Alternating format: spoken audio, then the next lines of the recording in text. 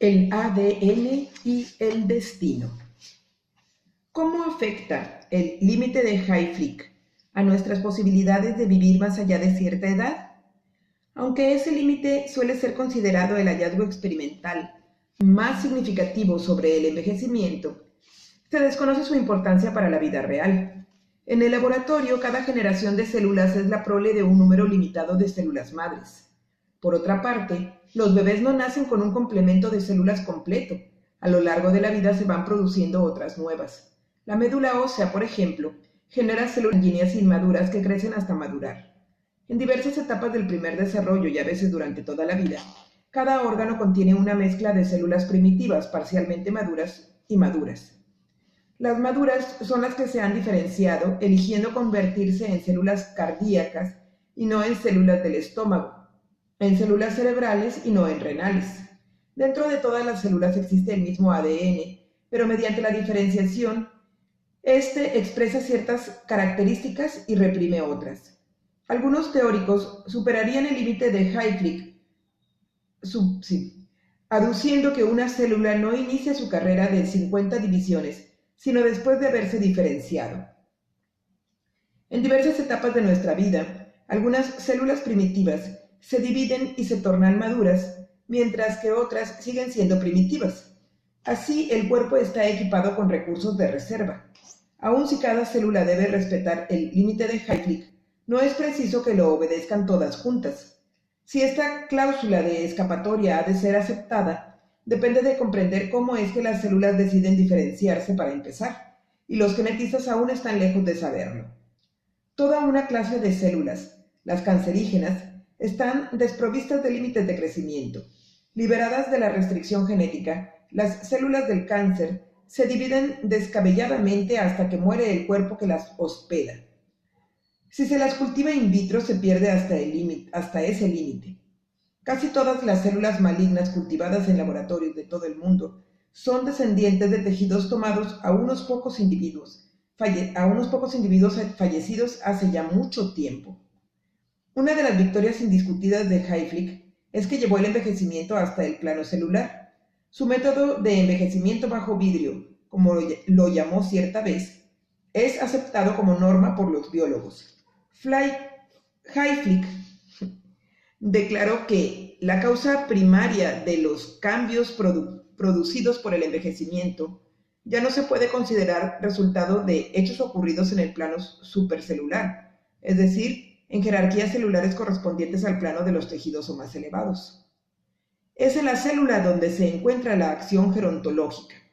Según esta lógica, importa mucho menos estudiar cómo viven los organismos que observar cómo viven sus células. Esta lógica domina la actual biología del envejecimiento, pero a mí me parece reduccionismo puro. La lógica que he seguido a lo largo de este libro es que el todo es mucho más importante que las partes. La vida de una persona determina la actividad de sus células, no a la inversa. Sin embargo, estos enfoques no son irreconciliables, pues nadie puede vivir más que sus células. Eso, por lo menos, es seguro. Los biólogos como Hayflick tienden a considerar que el ADN es todopoderoso y que está muy alejado de la vida cotidiana, como una especie de Jehová bioquímico cuyos dictados no se pueden desdecir. Es como si el ADN nos usara para seguir funcionando, se quejaba Albert Rosenfeld. Sin embargo, este es solo un punto de vista. Si observas la vida con los ojos de un genetista, nada significa que una persona muy anciana tenga una fuerte voluntad de vivir o que disfrute de los placeres simples de la vida. Y en verdad, eso puede ser insignificante para la programación original del ADN, pero como resultado de una vida bien utilizada, tiene una importancia enorme. En realidad es lo más importante.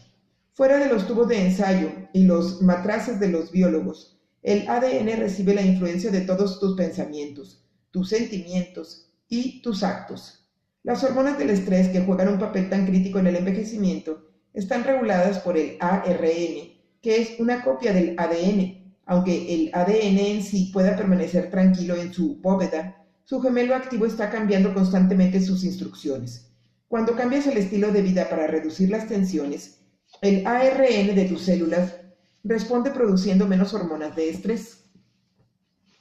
El límite de Hayflick Quita significado a todo el proceso de envejecimiento. Se convierte en un mecanismo que se puede manipular en un laboratorio, desprovisto de aliento, movimiento, calor, experiencia, memoria, amor, esperanza, coraje, sacrificio, voluntad, curiosidad y todo lo que torna a la vida digna de ser vivida. Por desgracia, manipular células sigue siendo la actividad dominante de la gerontología y es la que provoca mayor entusiasmo. En 1990, los medios de difusión anunciaron que ciertos investigadores de la Universidad de Wisconsin habían inyectado hormonas de crecimiento humanas sintéticas a un pequeño grupo de hombres cuyas edades variaban entre los 61 y los 81 años. El resultado fue un súbito rejuvenecimiento que revirtió el envejecimiento biológico hasta en 20 años. En el curso de los 6 meses de prueba, recuperaron masa muscular y fuerza de manera pareja. La grasa desapareció sin dietas. Mejoraron la memoria y otras funciones cerebrales. Se renovaron el vigor y la resistencia. Esta juventud artificialmente recobrada fue recibida por el público con tremendo entusiasmo. Los relatos populares comparaban esto con el fantasioso rejuvenecimiento de la película Cocoon.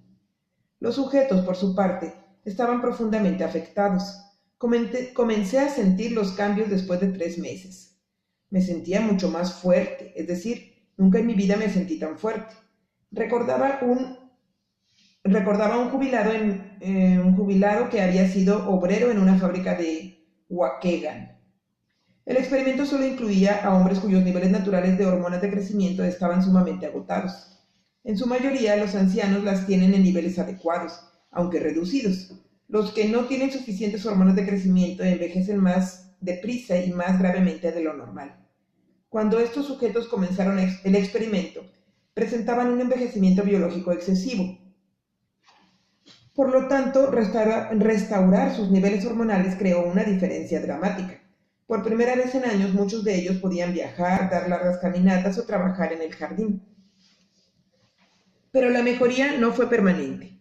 Al interrumpirse esos tratamientos costosísimos, alrededor de $14,000 al año, volvieron gradualmente los estragos de la edad. Los músculos volvieron a marchitarse, reapareció la grasa, menguó la fuerza y los hombres quedaron sin más beneficio duradero que algún rastro de mejoría en la memoria. Mientras duró, fue estupendo.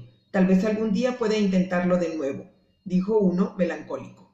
Cuando se le dijo que el próximo experimento incluiría a mujeres, comentó con aprobación: creo que se les debe dar la oportunidad de sentir lo que nosotros sentimos. Me preocupan esas palabras, tomadas de un elogioso informe periodístico. No es posible suponer que inyectar hormonas de crecimiento no tenga efectos colaterales a largo plazo. Esto puede no ocurrir entre ancianos cuyos niveles de hormonas naturales sean anormalmente bajos, pero en personas normales es inútil agregar hormonas de crecimiento para rejuvenecer.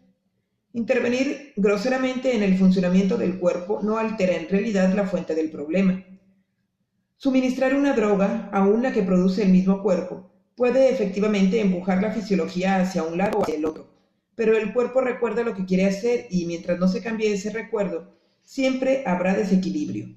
Quien deba luchar con la diabetes sabe cuántos desequilibrios metabólicos padecen los enfermos dependientes de la insulina y los cuidadosos malabares que es preciso hacer con las dosis para evitar el shock insulínico y el coma. La hormona reemplazante es la molécula de vida, pero falta la inteligencia innata necesaria para utilizar esa molécula. La diabetes, el hipotiroidismo y el envejecimiento en sí no se deben al agotamiento de las moléculas, sino a la pérdida de la inteligencia.